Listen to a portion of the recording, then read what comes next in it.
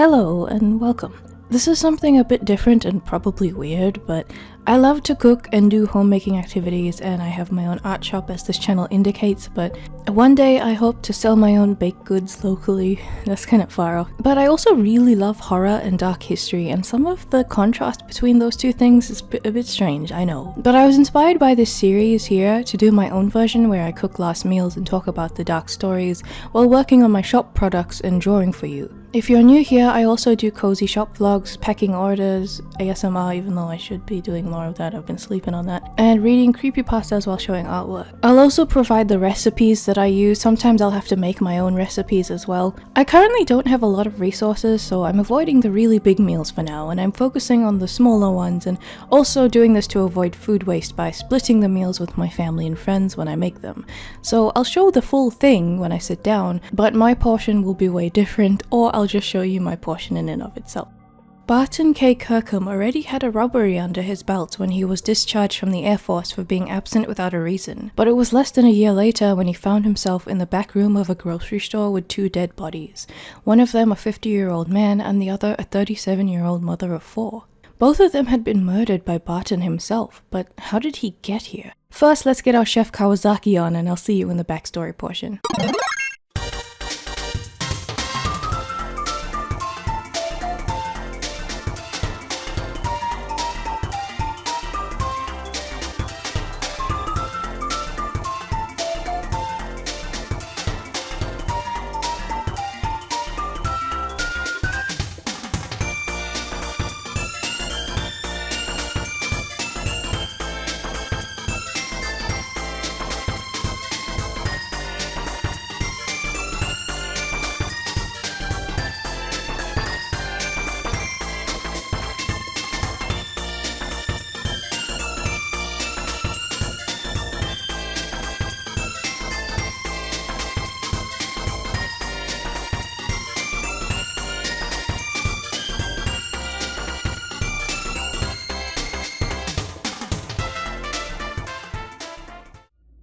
For today's footage, I'm working on a pen holder that I'm making for a very close friend as a gift, and some footage from my free zine that is available on my shop based on my little veggie OCs.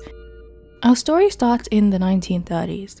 This decade was rife with poverty. The Great Depression had already started and crashed into so many lives. 1 in 4 people were unemployed, and there were already a lot of protesting going on in Wall Street. There was also the Dust Bowl incident, which was a huge drought. So it's safe to say that when people are going through something and there's a very close-knit family, often pulled together by something like religion, they tend to cling very, very close to each other. Maybe a bit too much. Barton K. Kirkham was born on November 29th, 1936, in the middle of the bloom of the crisis. He was the eldest of 5 siblings in a Mormon family in the middle of a religious hotspot, Utah. There's nothing wrong with close-knit communities, in fact it's pretty good, but there's already this paranoia in the world from horrible events and things can get a bit too protective. Some people, especially rebellious teenagers, can feel like they're being throttled, drowning under the weight of the suffocating slow-moving life. Barton was one of them, as described by himself as a rebellious popular music enjoyer. The popular music at the time was known as bop music, something you'd have on your playlist already if you're a Fallout fan. It was the it thing basically, so all of the cool kids are supposed to like it and know it. It was also a direct opposite of the slow-moving, close-knit church family ambience that he knew. Music is definitely a healthy outlet for someone. I myself am really into music and include something music-related into my life every single day without fail. But the problem is, when you come from one extreme and you don't have a buffer with how to regulate yourself because you weren't really taught to, it's really easy to find yourself on the other extreme. Kids who grew up in abusive households become adults who seek more abuse because it's familiar, unless they can get the help they need to break out of it and really see outside themselves. It's not their fault, they weren't taught to see outside themselves. They can only refer to the things that they knew. The things that they knew are things that are normal to them, even though they're really abnormal for the rest of us. Barton decided to let caution go to the wind and chase a new adrenaline high that eventually landed him in prison. In 11th grade, he left his church life and joined the Air Force, craving more of the fast-paced, cool-looking life that was the exact opposite of what was normal to him. After only 18 months in this new life, he got bored and went AWOL. meaning he just ditched his job and went to do something else without getting any sort of proper permission to go take a break. He deserted his job going wild in his own way, which included committing a robbery in Colorado.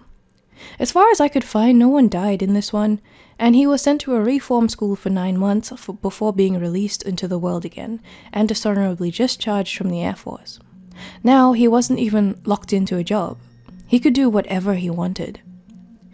A quick note on reform schools: you can think of these as those strange, isolated places that force children or adults into rigorous, overly strict routines and abusive consequences for breaking the rules that are often impossible to follow in the first place. An example of this is something you might have heard of called the Elan School, which was actually shut down recently because of the abuse that came out about the children there and how they were brutally tortured without their parents' knowledge. This all, I think, came out on Reddit, and then people made such a big deal about it that the school was tracked down. However, there are still a lot of schools like this operating in secret around the world today, because by and large, we all know that this is pretty bad stuff, so people can't really advertise it publicly, and a lot of the time, the parents have no idea because the students are forced to communicate with the parents under the watchful eye of the abusers as if everything is fine. However, during the 1930s to 1960s, these things were a lot more open, so it was really easy to find yourself thrown into one if you were just not really doing something that your family wanted, or you did end up committing a crime. As a free man, Barton found himself in Utah on August 12, 1956, and walked into the Nibley Park Market in Salt Lake City. He was paying at the counter, and the man working at the counter, 50-year-old David Avon Frame, gave him his change. Barton became enraged at this weird hunch that he suddenly had that David had shortchanged him, which he didn't really have any evidence for, and was never really proven to be true one way or another. Perhaps this was just something that he made up as an excuse to become violent, like he did with that robbery in Colorado, but this time take it a bit further. He threatened David and took him to the back of the store. The back wasn't empty though, and 37-year-old Ruth Holmes, mother of 4, was now caught in this dangerous plan. She and David were meant to kneel on the floor, and Barton just quickly shot them both in the back of the head. He walked away with $54, which in today's money is about $1,200, all for the cost of 2 human lives and leaving 4 children without a mother. When asked about why he did it by authorities, he simply said, "Man, I don't know," dismissing it as if he had been caught spray painting the side of the building. He was only even caught because the next day, he found these 2 siblings riding their bike and he forced them to joyride with him, hijacking them. Even a murder wouldn't stop that thrill feeling that he needed. His court case began on December 12, 1956, on a first-degree murder charge. 2 days later, he was found guilty, despite his lawyers trying their hardest to make it seem like he was mentally unfit to go to prison. You see, scumbag attorneys are definitely scumbags, pick unrelated, but they can only do so much if the perpetrator doesn't want to help them succeed. As much as Barton wanted to be free, he was also addicted to this image of the cool, calm rebel who felt no remorse and cracked jokes like it was nothing, who laughed in the face of his own death, as if it was somehow cool to kill innocent, vulnerable people who couldn't defend themselves. So he didn't play along with their plan, and he went to Utah State Prison on January 11, 1957. His attorneys still tried to use the mental illness angle and filed appeals, but they were rejected in March, and in April 1958, his death penalty was finalized. Barton was angry at his attorneys because they were just wasting time and resources, but when he was asked to choose between a firing squad and hanging for his execution, he said he chose hanging because it was the most inconvenient for the state, the most costly, and had the most publicity. So he didn't really care, did he? He even said, "I heard shooters get to keep the guns, and they're not getting anything free from me." So he did want to waste resources, but he still got angry at his attorneys.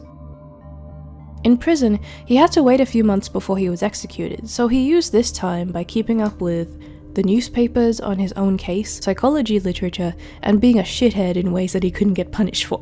For example, the warden said that he didn't really do anything to get in trouble and was generally an easy prisoner to manage, but one time he grew out his hair and beard until he was reprimanded because it was so long, and then shaved it all once he was asked to cut it.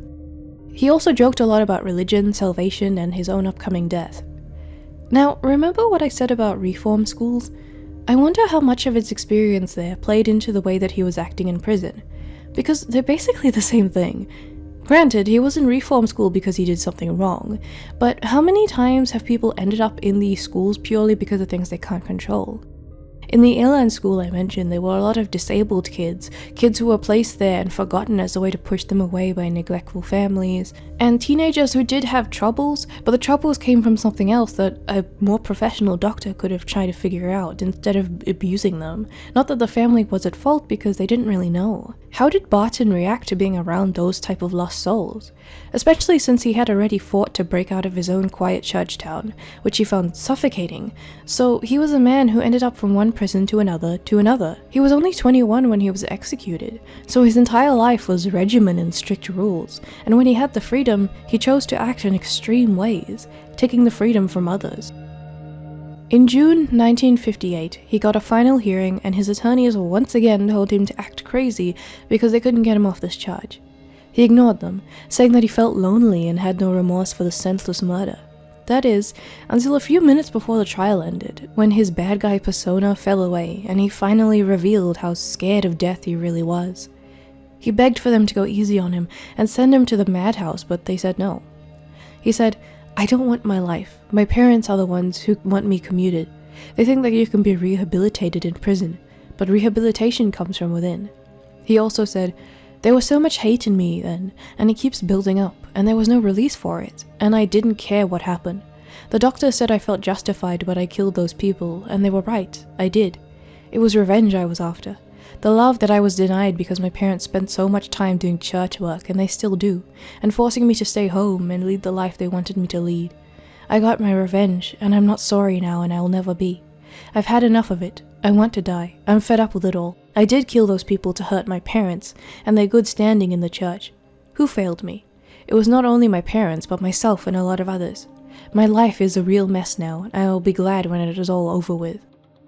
So he breaks down and cries when faced with the reality of his crimes and death, but he still tries to put up a tough guy act. Even though his parents were in a horrible state from this situation as too, his mother was apparently collapsing from the stress. However, the night before the hanging, he was very warm and happy towards his parents, and they watched a movie together before they left at midnight. He ate pizza and ice cream, but probably not with the cute bear design, that was me. But when he was asked about why, he said, "You get cheese, meat, and everything in one meal, not so much fuss."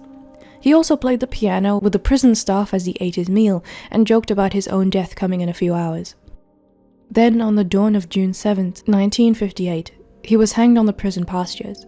He actually wet himself and trembled as the hood was placed over his head, and despite all of his bravado about God and remorse, his last words were, "I've asked God to forgive me." This was actually the first hanging since 1912 in Utah, and the last in Utah. This option was replaced by lethal injection, so that's fun.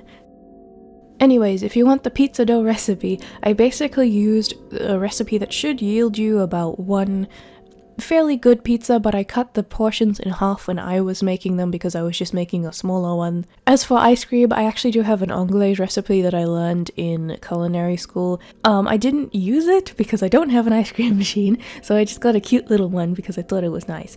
But I do have that recipe. I'll put it up on the thing as well. I don't know if you guys would really care, but I think it's interesting. Please let me know if you have any requests. I actually have a creepypasta idea for some drawing footage that I have for some point next month. I'm not really sure exactly what I'm gonna do to finalize what that'll be. Despite the dark topic, I had a lot of fun because I like food. Goodbye.